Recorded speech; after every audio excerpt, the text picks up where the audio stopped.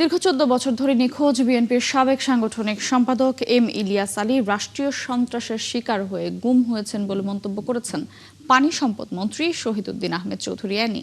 শুক্রবার জুমার নামাজের পর সিলেটের হজরত শাহজালাল রহমাতুল্লাহির মাজারে ইলিয়াস আলীর সন্ধান কামনায় আয়োজিত দোয়া মাহফিলে একথা বলেন তিনি। তিনি আরও বলেন, গুমের ঘটনার পেছনে ফ্যাসিস্ট শেখ হাসিনার নেতৃত্ব রয়েছে। এসব বিষয়ে বর্তমান সরকার অত্যন্ত ইতিবাচক অবস্থানে রয়েছে। বিচার বিশ্লেষণ, অধিকতর তদন্ত সহ সবকিছু বিবেচনায় নিয়ে দেশের গণতন্ত্র রক্ষায় যা যা করণীয় সরকার তা করবে বলেও জানান তিনি। এই বৃহত্তর সিলেটের কৃতি সন্তান এবং বাংলাদেশের একজন অবিসংবাদিত নেতা জনাব ইলিয়াস আলী 14 বছর হয়েছে গুমের শিকার হয়েছে।